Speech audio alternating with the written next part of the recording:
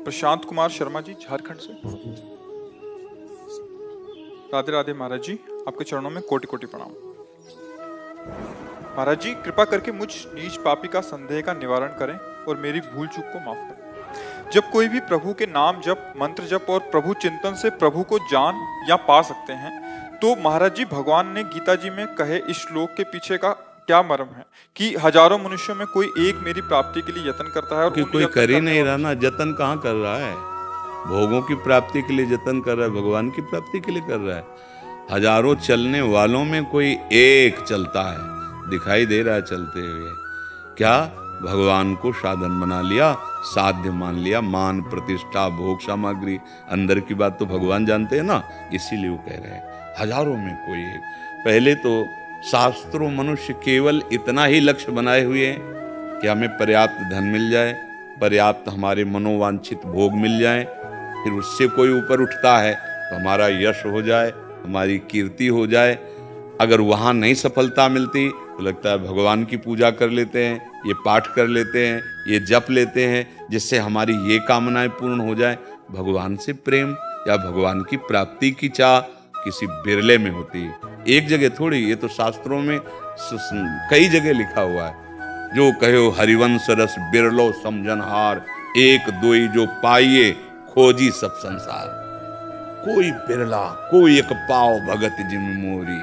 हाँ, हजारों धर्मात्माओं में कोई एक वैराग्यवान, हजारों वैराग्यवानों में कोई एक ज्ञानवान, हजारों ज्ञानियों में कोई एक जीवन मुक्त, हजारों जीवन मुक्त में कोई एक माया मद रहित भगवान का प्रेमी भक्त। देख रहे हो, आपके भजन कर रहे हैं, वो भगवान के लिए नहीं कर रहे हैं। अपनी मान सम्मान प्रतिष्ठा रुपया पैसा खान पान, तो भगवान अंदर की बात जानते हैं। बहुत समय लगेगा लौटने में, वो सब मिलेगा भोग सामग्री आपको, पर वो भगवान का प्रेमी थोड़ी है।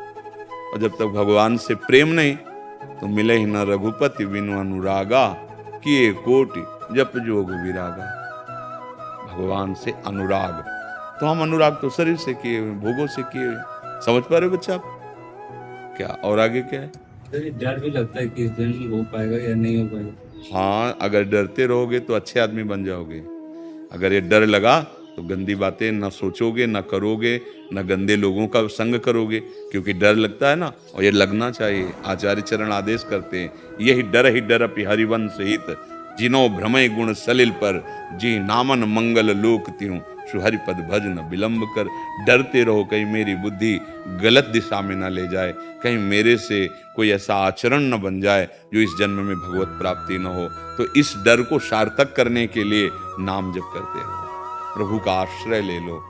जी नामन मंगल लोक तीन, जिनका नाम तीनों लोकों का मंगल करने की सामर्थ्य रखता है, उन प्रभु का आश्रय और नाम जप। बस डरना जरूरी है। समाज का डर, गुरुदेव का डर, भगवान का डर, कानून का डर, ये जीव को संयम में बांधता है, ये अच्छाई पे चलाता है। अगर डर खत्म हो जाए तो राक्षसी भाव भी दिखाई देने लगे कि क्या तांडव मचा हुआ है। कानून का डर, समाज का डर, भगवान का डर, गुरु का डर, शास्त्र का डर, यही हमें महात्मा बनाते हैं, यही हमारे मन को दबाने की भावना पैदा करते हैं। ऐसा करूंगा तो ये सजा मिलेगी, ऐसा करूंगा समाज क्या कहेगा, ऐसा करूंगा दुर्गति होगी, भगवान के विरुद्ध चल। ये डर होना चाहिए। यही डर तो खत्म हो रहा है आज, तो देखने लायक नहीं रहते, ऐसे कर्म हो जाते हैं, नष्ट हो जाते हैं। समझ पा रहे हैं आप?